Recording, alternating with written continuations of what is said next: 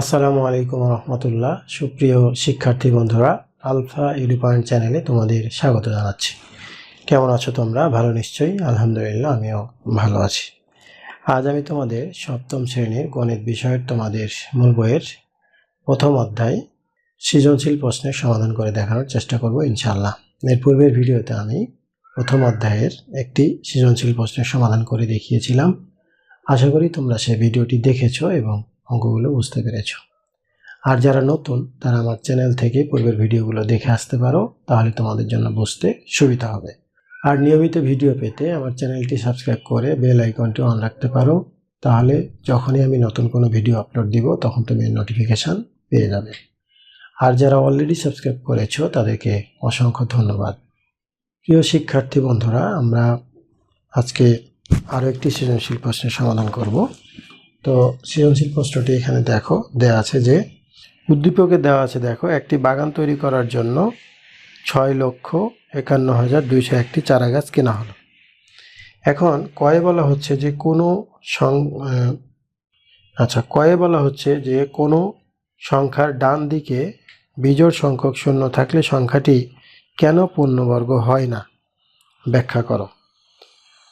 তারপরে উদ্দীপকে চারা গাছগুলো সংখ্যা পূর্ণবর্গ কি না তা ভাগের সাহায্যে যাচাই করো। এরপরে গয়ে বলছে যে চারা গাছগুলোকে বর্গাকারে সাজাতে হলে সর্বমোট কতটি অতিরিক্ত চারা গাছ লাগবে। তো প্রথমে দেখো যে ক নাম্বারে বলা হচ্ছে যে কোনো সংখ্যার ডান দিক থেকে বিজোড় সংখ্যক শূন্য থাকলে সংখ্যাটি পূর্ণবর্গ হয় না, ব্যাখ্যা করতে বলছে।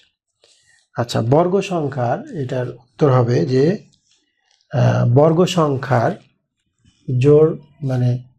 জোড় সংখ্যক শূন্য, যেমন আমরা ধরো এখানে এই 4, 5, 8 দিয়ে একটা শূন্য দিলাম। তো যখন এই দুইটা শূন্য থাকবে, এই দুইটা শূন্য থাকলে আমরা এইভাবে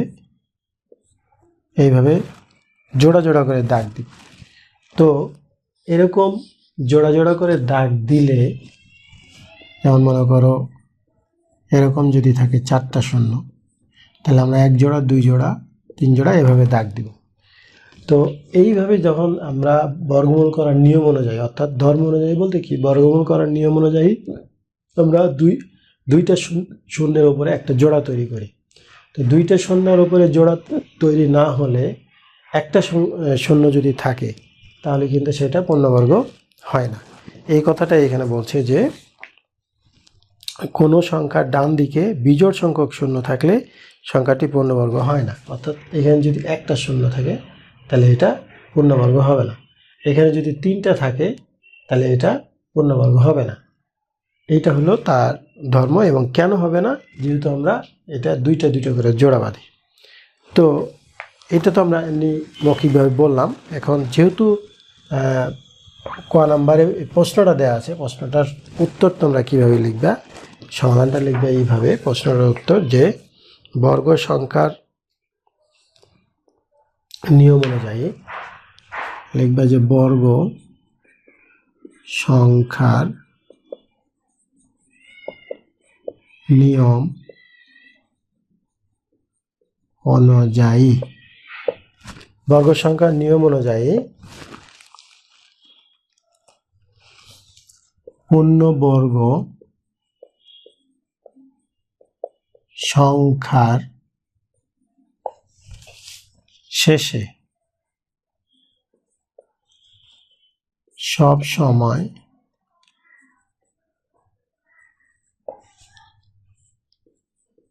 জোড় সংখ্যা বিদ্যমান থাকে বা বিদ্যমান থাকতে হয়। জোড় সংখ্যক সংখ্যা বিদ্যমান থাকে বা বিদ্যমান থাকতে হয়, যেমন 2টি শূন্য, 4টি শূন্য এইভাবে থাকতে হয়। যদি বিজোড় সংখ্যক শূন্য থাকে, আচ্ছা তাহলে আমরা লিখব যদি বিজোড় সংখ্যক শূন্য থাকে তাহলে জোড়া সম্পূর্ণ হয় না, জোড়া সম্পন্ন হয় না এবং এ কারণে সংখ্যাটি পূর্ণবর্গ হয় না। অর্থাৎ জোড়া যদি আমরা না বাঁধতে পারি তাহলে সেটা পূর্ণবর্গ সংখ্যা হয় না। তো এটা ছিল এই সৃজনশীল 2-এর কয়ের উত্তর। আচ্ছা, এরপরে খ নম্বরে দেখো, খ নম্বরে বলছে যে উদ্দীপকের চারা গাছগুলোর সংখ্যা পূর্ণবর্গ কি না তা ভাগের সাহায্যে যাচাই করো। তাহলে যেহেতু বলেই দিচ্ছে যে ভাগের সাহায্যে যাচাই করো, তাহলে আমরা সরাসরি ভাগ করব। এখন সংখ্যাটা আগে লিখব, যে উদ্দীপক হতে পায় চারা গাছের সংখ্যা, চারা গাছের সংখ্যা কত? এতটি। এখন আমরা লিখব যে এখন ভাগের সাহায্যে 6, 5, 1, 2, 0, 1, 1 জোড়া, 2 জোড়া, 3 জোড়া, এভাবে জোড়া বাঁধলাম আমরা। তো জোড়া বাঁধলে প্রথমে কি 8 8 64, বিয়োগ করলে এখানে 1, এখানে 1 জোড়া নামাইলাম। এখন এখানে কত? 8-এর ডবল হলো 16। এখন এই জায়গায় যদি আমরা 1 দেই, এই জায়গায় 1 দিলে এখানে 161 হয়ে যায়, সুতরাং এটা ভাগ যায় না, মানে আমরা এইটাকে ভাগ করতে গেলে এটা ভাগ যায় না। সুতরাং এখানে আমরা এখন একটা শূন্য দেব, এখানে একটা শূন্য, এখানে যদি একটা শূন্য দিই তাহলে এখানে কি হবে? একটা শূন্য হবে। এখন কত দিয়ে যায়? এখন যদি আমরা এখানে 6 বার দিই, আর এখান থেকে কিন্তু 1 জোড়া নামাই দিব, কেন? শূন্য নিলে 1 জোড়া নামাই দিতে হয়। তাহলে এখানে 6 বার যদি দেই এখন, তাহলে এটাকে আবার কি করব? 6 দিয়ে গুণ, 6 দিয়ে গুণ করলে 6 6 36-এর 6, হাত থাকলো 3, 6 0 0 3, তারপরে আবার 6 6 36-এর 6, হাত থাকলো 3, 6 কে 6, 6 আর 3-এ 9। এই বিয়োগ করলে এখানে 5, এখানে হলো 6, আর এখানে হলো 5, আর এখানে হলো 1। বিয়োগ করে আমরা পেলাম 1565। অর্থাৎ চারা গাছটি যদি এইখানে আমরা কোনো অবশিষ্ট বা ভাগশেষ যদি না থাকতো, এখানে ভাগশেষ অর্থাৎ বর্গমূল করে যে এখানে বিয়োগফলটা যেটা, এই বিয়োগফলটা যদি না থাকতো, মিলে যেত, তাহলে কিন্তু এটা পূর্ণবর্গ সংখ্যা হইতো। তো যেহেতু মিলল না, সুতরাং কি এটা পূর্ণবর্গ সংখ্যা নয়। প্রশ্নটা কি বলছিল? চারা গাছগুলোর সংখ্যা পূর্ণবর্গ সংখ্যা কি না ভাগের সাহায্যে যাচাই করো। তাহলে আমরা এখন লিখব যে যেহেতু 1565 অবশিষ্ট রয়েছে, সুতরাং চারা গাছগুলোর সংখ্যা পূর্ণবর্গ নয়। এই তো, এইটা হলো ক্ষয়ের উত্তর। অর্থাৎ বলছিল যে পূর্ণবর্গ কিনা যাচাই করো, তাহলে আমরা এটা যাচাই করলাম, পূর্ণবর্গ নয়। এখন বলছে গয়ে যে চারা গাছগুলোকে বর্গাকারে সাজাতে হলে সর্বমোট কতটি অতিরিক্ত চারা গাছ লাগবে? চারাগুলোকে বর্গাকারে সাজাতে হবে, যেহেতু বর্গাকারে হলো না তাহলে বর্গাকারে সাজাতে হলে কতগুলো আনতে হবে।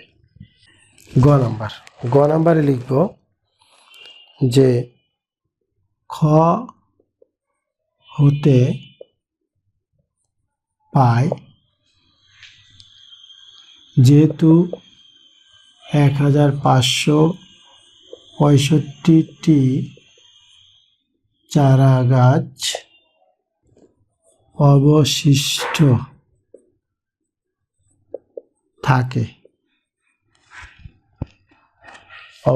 থাকে সুতরাং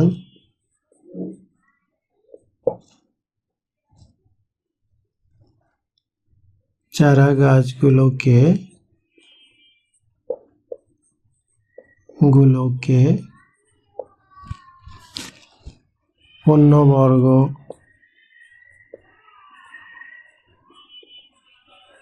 পূর্ণবর্গাকারে সাজাতে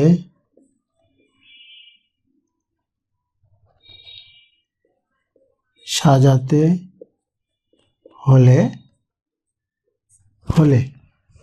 এর পরবর্তী সংখ্যাটা যেহেতু পূর্ণবর্গ সংখ্যা হবে, তাহলে আমাদের যে সংখ্যাটা ছিল আমরা পেয়েছিলাম কত?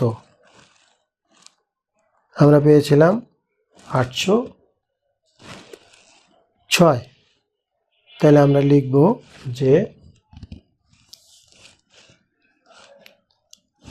806 যোগ 1 বা 807 গুণ 807 বিয়োগ কি ছিল? 6,51,201। অর্থাৎ এই যে এটার যে বর্গ সংখ্যাটা, ওইটার যে ফলটা পাবো সেখান থেকে এটা বিয়োগ করে যেটা পাওয়া যাবে সেটাই হলো চারা গাছের সংখ্যা। আচ্ছা, পুনরায় সাজাতে হলে তাহলে এটাকে যদি আমরা গুণ করি তাহলে পাবো 6,51,249 বিয়োগ 6,51,201। এটা থেকে এটা যদি বিয়োগ করি আমরা, 1 আছে কত হলে 9 হবে, 8 এখানে হলো 1। আচ্ছা, এখানে 0, তাহলে 4 থেকে 0 বিয়োগ করলে 4। অর্থাৎ এই 48টা চারা গাছ পূর্ণবর্গ আকারে বর্গাকারে সাজাতে হলে এই এতটি চারা গাছ লাগবে। তাহলে অতএব অতিরিক্ত